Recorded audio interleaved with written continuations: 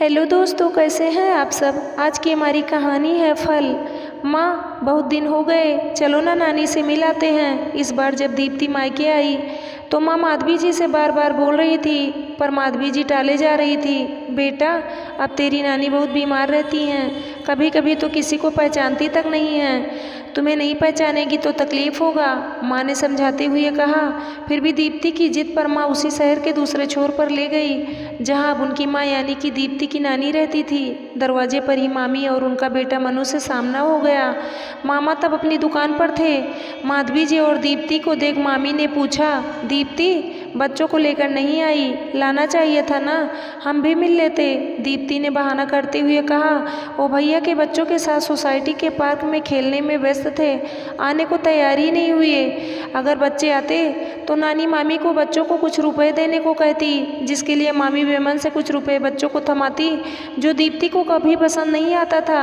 मना करने पर मामी ये भी कहने से नहीं चूकती, अब गरीब मामी नानी कितना ही दे सकती हैं। कहते हुए साथ लाई मिठाई और फल वहीं रख नानी को पूछने लगी, जाइए ना, उधर अंदर वाले कमरे में हैं। नानी का कमरा इस बार बदल दिया गया था। ये दीप्ति को मामी के हाथ के इशारे से समझ आ गया। कमरे में गई तो एक अजीब सी दुर्गंध भरी पड़ी थी। मच्छरदानी जरूर लगी थी, पर वो जगह जगह से फट गई थी जहाँ पर सेलो टेप चिपका दिया गया था। नानी के सफ़ेद बाल जो हमेशा चोटी गुथे दिखते थे, ऐसा लग रहा था चोटी पकड़कर काट दिया गया हो। बेतरतीबी से बिखरे बाल उस नानी को, जिसे बालों को आखिर तक गुथे रहने की आदत थी, रबड़ तो कभी लगाती ही नहीं थी। माधवी जी शायद माँ को पहले भी ऐसी हालत में देख चुकी होगी, इसलिए ही दीप्ति को आने से मना कर रही थी। पर पगली दीप्ति, जो नानी के घर हर गर्मियों की छुट्टियों में मज़े करने जाती थी, शादी बाद कम ही जाना हो पाता था, इस बार भी बहुत साल बाद मायके आई तो नानी से मिलने का मोह छोड़ न सकी। प्रणाम नानी, दीप्ति ने जैसे ही कहा, नानी नज़र उठाकर देखने लगी। कौन है, नहीं पहचान रहे बिटिया?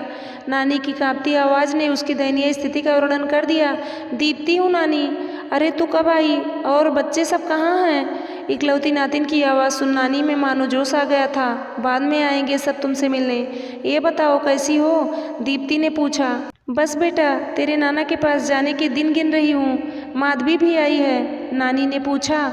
हाँ माँ, माधवी जी माँ को देख रो ही पड़ी थी, इसलिए कोने में जाकर खड़ी हो आंसू पोंछ रही थी। दीदी बाहर आइए ना, चाय रखा है। मामी की आवाज़ आई। नानी तुम भी चलो बाहर। दीप्ति कह नानी को उतारने की कोशिश करने लगी। दीप्ति दी, बुढ़िया को कहाँ लेकर जा रही हो? ये इसी कमरे में रहती है 15 साल के बच्चे के मुँह से। ये सुन दीप्ति धक रह गई। मनु, ये तुम्हारी दादी हैं, और ये क्या बोल रहे हो? बुढ़िया? ठीक है, वो बुढ़ापे में है, इसका मतलब क्या दादी नहीं बोल सकते? आज के बाद इसे बोले तो सही नहीं होगा। दीप्ति डांटते हुए बोली। अरे दीप्ति दी, घर में सब इनसे ऐसे ही बोलते हैं तो हम भी बोलने लगे। मनु ने सफाई दी। अरे बच्चा है, दीप्ति बोल गया। आइए ना, आप बाहर चलिए। माँ को कहाँ लेकर जाइएगा? ये यहीं ठीक है, मामी ने कहा। क्यों मामी जी? जो नानी पूरे घर में शान से घूमती थी, आज एक कमरे में सिमट गई हैं। कहना तो नहीं चाहती हूँ, पर कह रही हूँ, आपसे ज़्यादा तो मैं अपनी नानी को जानती हूँ। माना आप बहू हैं, इनकी सेवा करती हैं, क्या करती हैं, कैसे करती हैं, वो तो दिख ही रहा है। मेरी नानी भी अपने उसूलों की पक्की हैं, अपना घर छोड़कर जाने से रही, नहीं तो सच में मैं बहुत बार चाही अपने साथ ले जाऊं। अब वो तो उम्र के उस पड़ाव पर हैं, जाने कब सब कुछ छोड़कर चली जाएं। पर याद रखिएगा, माँ को सम्मान नहीं दीजिएगा तो कल को आपको कितना सम्मान मिलेगा वो भी भगवान ही जानता है। कम से कम बच्चों के सामने तो नानी की इज्जत करते। दादी बोलने में मनु की शान चली जाएगी क्या? चलो माँ अब यहाँ से। नानी की दयनीय हालत देख दीप्ति से अब वहाँ नहीं रहा जा रहा था।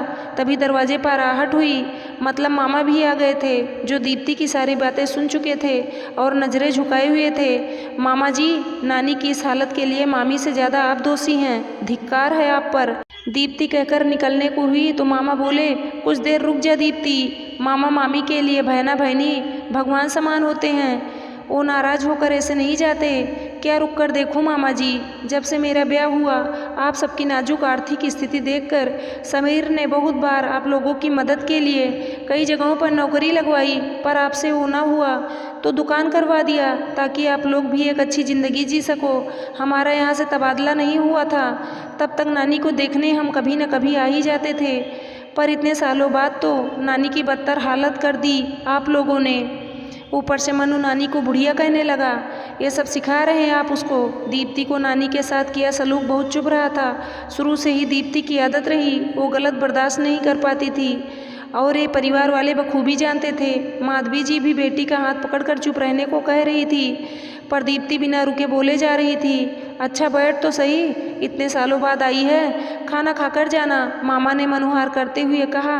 नहीं मामा जी, आपको भी पता है नानी मेरे लिए क्या है। उसके साथ ये सब देखकर मुझे बहुत बुरा लग रहा है। बस भगवान से आप मनाना कि आप दोनों को मनु के इस अपमान का सामना न करना पड़े जो आप नानी के साथ कर रहे हो। कहते हुए दीप्ति बाहर निकल गई। आंखों से झरझर आंसू बह रहे थे। माँ, नानी को यहाँ से क्यों नहीं ले जाती हो? मामा से नहीं होता तो तुम बेटी होकर उनकी देखभाल नहीं कर सकती?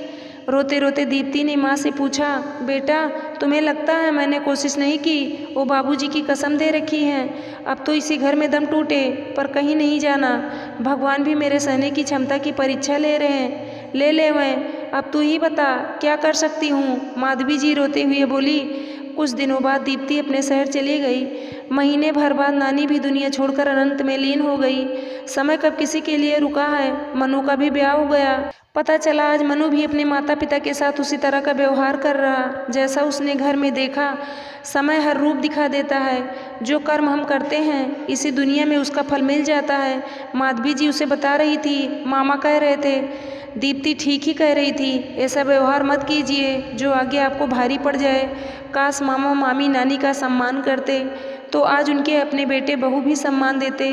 पर जब हम अपने माता पिता का सम्मान नहीं करेंगे तो हमारे बच्चे कैसे कर सकेंगे? जो देखेंगे वही सीखेंगे। उम्मीद करती हूँ दोस्तों आप लोगों को ये कहानी ज़रूर पसंद आई होगी। कहानी अगर पसंद आई है तो चैनल को सब्सक्राइब करें, लाइक करें, शेयर करें, कमेंट करें। धन्यवाद दोस्तों।